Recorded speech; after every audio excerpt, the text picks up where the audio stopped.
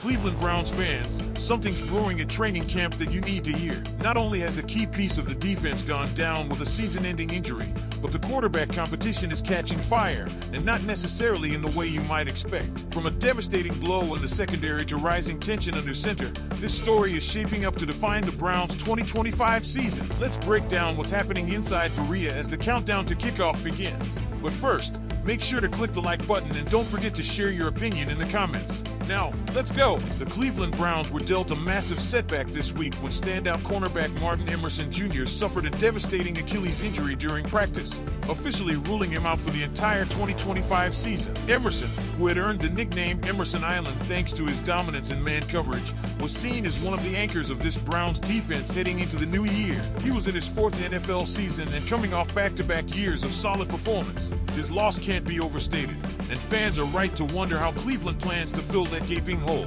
In a rapid response to Emerson's injury, the Browns front office moved to sign cornerback Keenan Isaac, a name that may not immediately ring bells, but one you'll want to keep an eye on. Isaac is entering his third NFL season after spending time with the Tampa Bay Buccaneers and, most recently, the Houston Roughnecks of the UFL. With the Roughnecks this past spring, Isaac put up an impressive stat line: 21 tackles, 9 pass deflections, and 2 interceptions. That kind of production is no joke, especially for a player trying to earn his stripes and prove he belongs on an NFL roster. What makes this even more intriguing is Isaac's sudden leap into contention for a starting role on one of the AFC's most scrutinized rosters. He joins a crowded cornerback room that now includes 10 players, many of whom are still early in their NFL careers. There's also the possibility that veteran Tony Brown too could be elevated to a starting position alongside Denzel Ward and Greg Newsome too.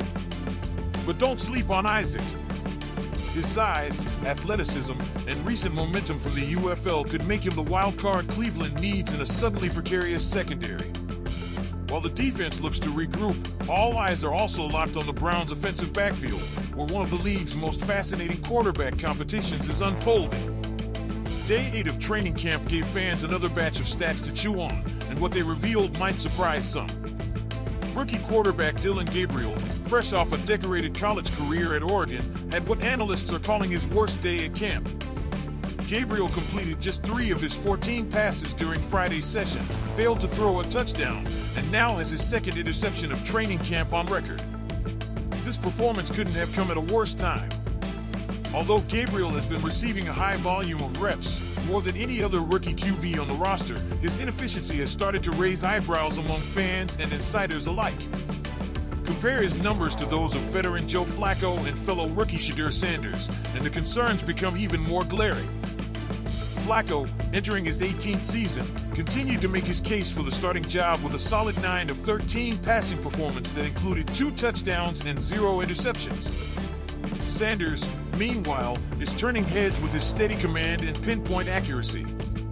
The former Colorado Buffalo star completed 7 of 10 passes with 1 touchdown and no picks, maintaining a camp completion rate above 70% in recent sessions. So what does this all mean for Cleveland's quarterback hierarchy? The reps tell one story: Gabriel is being evaluated heavily, perhaps due to his third-round draft status and impressive college accolades, including leading Oregon to an undefeated regular season and a Big Ten championship. But the results on the field tell another. Right now, Flacco appears to have a grip on the starting spot, with Sanders surging into serious consideration. Gabriel might still be in the mix, but he's rapidly losing ground. Adding further complexity is the presence of Kenny Pickett, who is still recovering from a hamstring injury and hasn't been active in full team drills. Pickett, once expected to push for a major role in this offense, now finds himself on the outside looking in. As the Browns prepare for their first preseason game against the Carolina Panthers on August 8th, there's growing pressure on head coach Kevin Stefanski and his staff to start showing their cards. Who gets the bulk of the snaps in preseason? Does Flacco's experience outweigh Gabriel's potential or Sanders' accuracy? Every rep, every drive in these next 3 preseason matchups could make or break a quarterback's claim to the starting role. And let's not forget, Carolina has already announced their starters, including QB Bryce Young, will be taking the field for meaningful snaps. That means Cleveland's defense, and whoever is starting at cornerback in Emerson's absence, will be tested early. Will Isaac rise to the challenge under the bright lights? Can the Browns' young DB unit hold the line without their island in the secondary? Let's pause here. Browns fans, what do you think about these developments? Can Keenan Isaac fill the void left by Emerson? Is Joe Flacco truly the best option under center, or should the team roll the dice on a rookie? Drop your thoughts in the comments. And just when you think things couldn't get more intense in Berea, the quarterback dynamics are evolving by the hour. While Joe Flacco's experience gives him a clear edge in command and execution, Shedeur Sanders is creeping up on everyone's radar, not just with fans, but seemingly with the coaching staff too. His mechanics, composure, and decision-making have been outstanding for a rookie, and he's starting to look less like a developmental project and more like someone who could seriously challenge for the QB1 spot before the regular season kicks off. Friday's practice wasn't an outlier for Sanders. Multiple sessions now show him consistently completing over 70% of his passes, protecting the football, and showing a knack for reading defenses that many rookies struggle with. His time at Colorado, where he broke several school records and earned the Johnny Unitas Golden Arm Award, clearly helped shape a quarterback who's mentally ready for the NFL spotlight. Contrast that with Gabriel, whose reps are numerous but whose performance has been a roller coaster. Despite being drafted 2 rounds ahead of Sanders, his inconsistency is starting to catch up.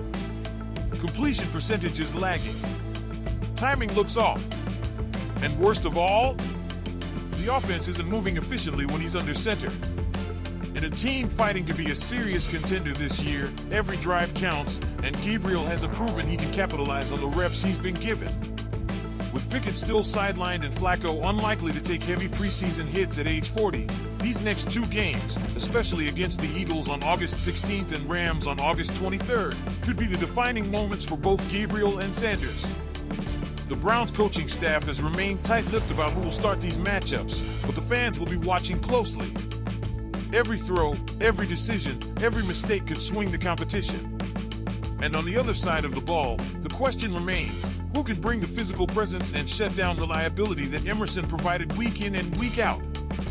Will Keenan Isaac seize the moment and become a late offseason success story? Or will the Browns lean on veterans like Tony Brown too to steady the ship? The countdown to week 1 against the Cincinnati Bengals is ticking fast. This is more than just practice, it's the birth of the Browns' 2025 identity. Now it's your turn. Browns Nation, like this video, subscribe if you haven't already, and let us know in the comments who should start week 1 at quarterback. And do you trust the cornerback room without Emerson Island? Your voice matters, and we'll be here breaking it all down every step of the way. Don't forget to click the like button and subscribe to the channel. Go Browns!